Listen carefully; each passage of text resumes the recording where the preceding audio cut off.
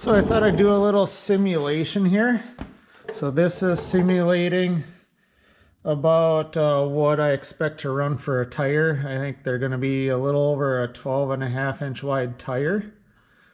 And it's about a 25.5 diameter, so I just set it at 26 to be on the safe side. And I got the steering wheel at full lock right now. So I basically have this simulating what I think would be pretty close to the outside diameter and width of the tire, just to kind of get a feel for how it's going to clear everything. Because I know I was concerned about fuel lines being out of the way enough. So I'm kind of glad I'm doing this as a video anyways.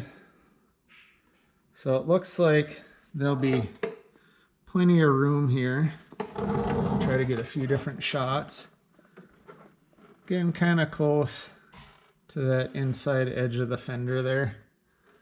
But I think the biggest thing here is I think there'll be a lot of clearance between the tire and the fender. And I'm probably not going to be running inner fender liners in this guy when it's all said and done.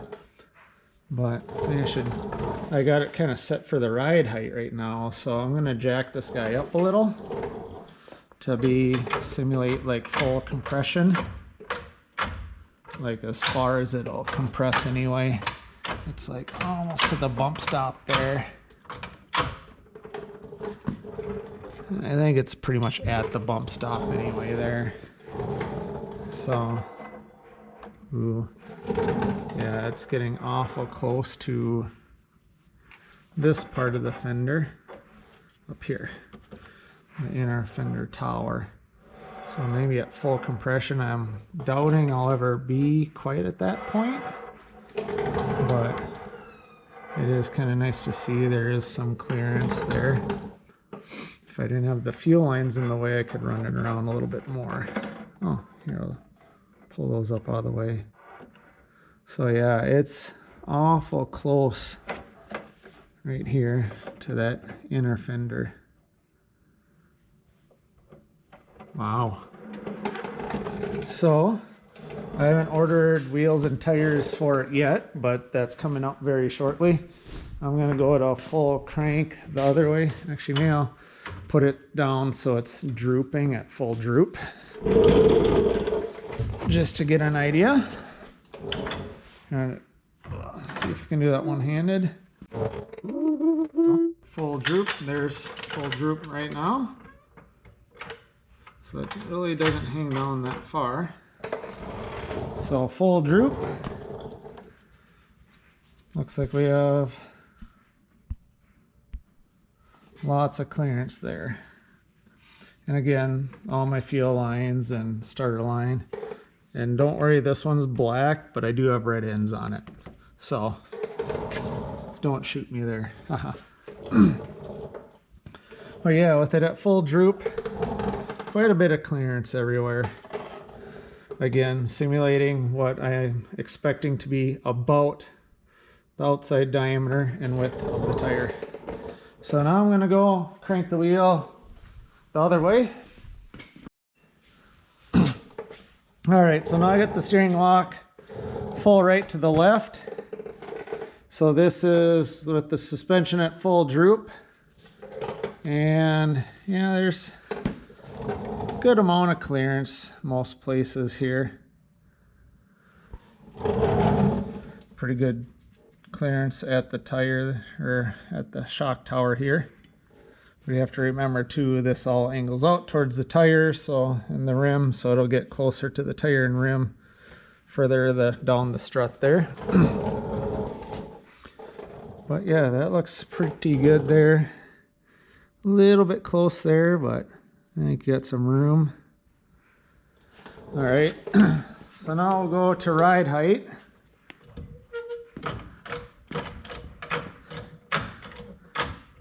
So I got ride height, so with this A-arm pretty much level. So again, pretty good clearance there. Does get pretty close to that frame rail right there though.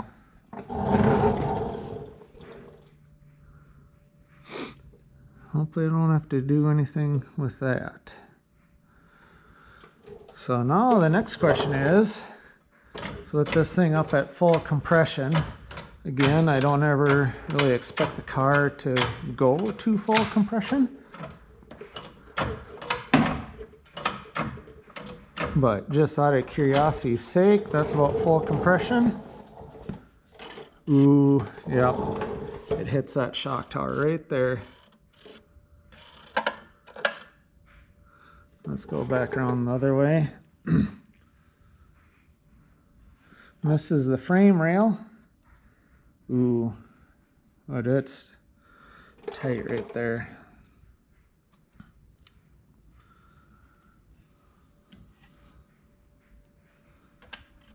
So let's start lowering this and see how low we have to go. Again, I don't ever expect it to be that high up in the fender. That's pretty tucked. So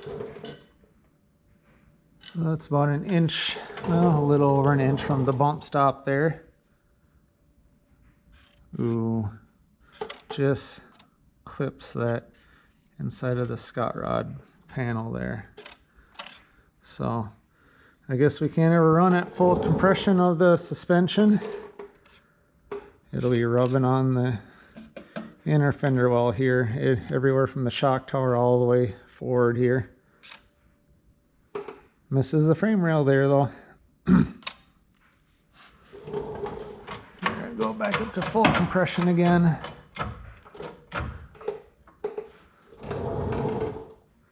Yep, strut tower. Clears the frame rail, hits the bottom of the scot rod panel. Okay. Again, that's pretty drastic there. I'm guessing that'll be about as much compression as you ever really see. It's got about an inch and a half there, maybe a little more. Yeah, it's gonna graze that scot rod panel. Well, it'll be close.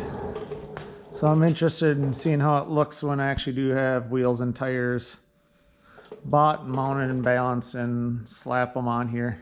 I might run it through this same test. All right, playing around with this a little more. I just stuck a fender back on pretty quick. It's not perfectly lined up, but it's good enough to get an idea. And I got this front suspension sitting at about what I expect ride height to be. I should stick a level on it, but because I want that A-arm, the way I had it set before, that A-arm was about level. So again, this thing is set to be about like what, so this upper edge about here is where I expect the outer edge of the tire to be. And yeah, as you can see here, I'm gonna have to do a huge fender flare on this guy to clear what I want to put under here, but can kind of get the idea. It does kind of hit the fender right there, but again, this is an inch and a half ahead, so that's nothing that I wasn't expecting. But I'm gonna have to do some playing around with this and figure out what exactly I want to do with this fender opening and everything. So maybe I'll have to get the fuel lines kind of bopped up out of the way here. But I'm going to do some more playing around with this. You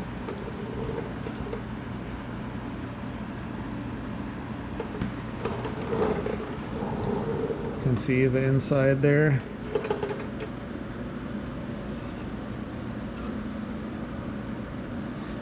But yeah, it's going to be an interesting ordeal.